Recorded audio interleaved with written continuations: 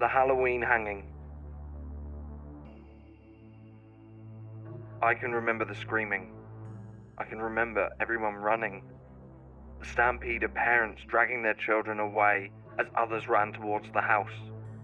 I remember my dad picking me up in his arms and beginning to run home as fast as he could. That was the last time we ever went trick-or-treating, and it wasn't till much later my parents told me why. And now, I'll tell you. I am and always have been the biggest fan of Ghostbusters. So for me, when October came around and everything was about ghosts and ghouls, I was in paradise. Now, Halloween's not the biggest thing in the UK, but in my village, everyone seems to go nuts for it. People really make an effort. Cobwebs, hanging ghosts, fake tombstones. The village looked like something out of a cheesy horror movie.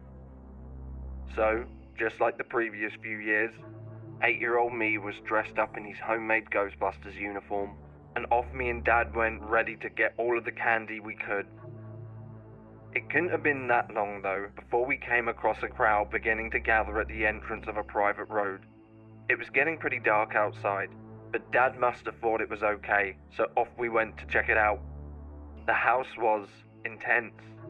A small bungalow tucked away down a winding path, decorated entirely with hanging figures. All of them different shapes and sizes, each one decorated in its own unique way, yet all supporting the same brown sack shrouding their faces.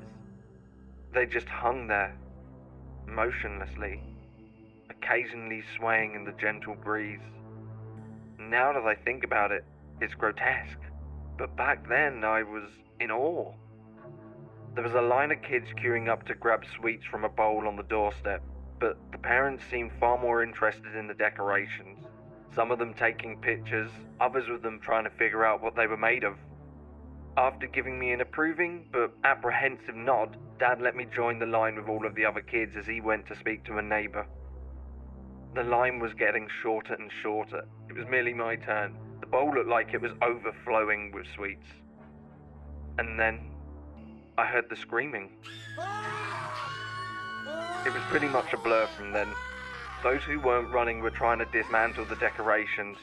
Someone barged past me and started banging on the door to the bungalow. I think in that moment though, I was more upset that I dropped my candy when Dad picked me up. As far as things went, after that, there was no more Halloweens, no more trick-or-treating. I never really pressed the topic from then onwards. It was always a bit taboo, and it wasn't until I was 18 and about to go off to university that my parents actually told me the story. A lonely old man just lost it. He spent the last month attacking strangers at night, kidnapping some, killing others, taking them back home and, well, yeah. 13 people were found hung that night. 13! What's worse, 3 kids died over the following few days. Yeah, that's right. If it wasn't bad enough, the nutjob decided to dip all of the candy in rat poison and just leave them on his front porch for anyone to take, while he himself laid cold and dead in his bathtub, wrist slit and overdosed on over-the-counter medication. What haunts me the most though is there was no motive, no reasoning, no history of mental illness. Okay, the guy was old and alone, but he wasn't disliked. I guess it just goes to show you that some things aren't what they seem.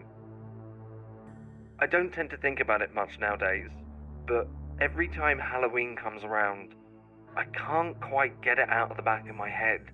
When I see those decorations and those figures swinging there, I get a chill.